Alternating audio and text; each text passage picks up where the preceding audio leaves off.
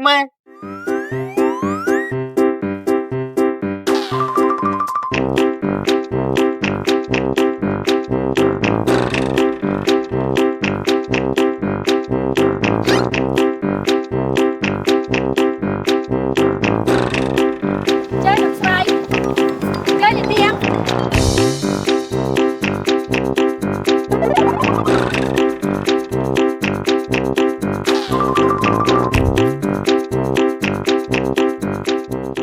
កូនចៅយកអាវុធឲ្យមេតិចមើលបានហើយបាទ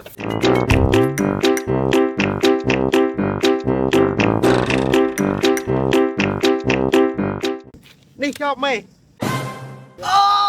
អូយអានេះវើយដាក់ជាប់អត់មើលជើងមេវាបន្តិចសោះបែកមេជើងបាត់ហើយនេះអើមិនបាច់ភ័យទេជំនួយការនេះអ្នកនាង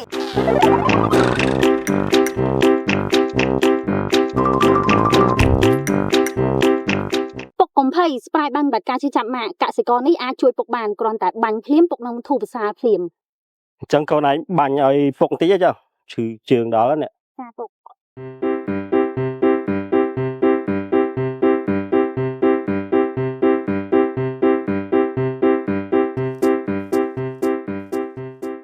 ចឹងបន្ទាប់ពីពុកប្រើប្រាស់ជាមួយនឹងស្ប្រែមបាត់ការឈឺចាប់ហើយពុកប្រើប្រាស់ជាមួយនឹងប្រេងរឹតបន្ថែមទៀតមកពុកនឹងធូរភាសាលឿនហ្មងចឹងកូនឯងរឹតឲ្យពុកបន្ថែមទៀតឲ្យវាឆាប់ជាចាពុក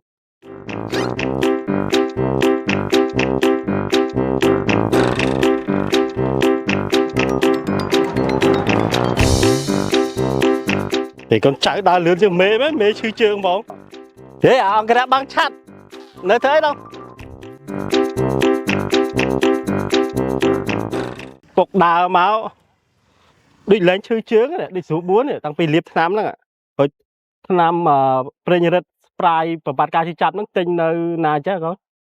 ចាប់ពុកចំពោះប្រេងឬតសៃម៉ាក់កសិករនិងស្ប្រែមបាត់ការជិះចាប់ម៉ាក់កសិករហ្នឹងគឺកូនទិញមកពីអសតឋានហើយយើងក៏អាចរកទិញបាននៅតាមអសតឋាននានាជាពិសេសគឺមានលក់នៅអសតឋាន UP នៅសាកលវិទ្យាល័យពុទ្ធពិសាកសិករគិតសុខភាពជាចម្បង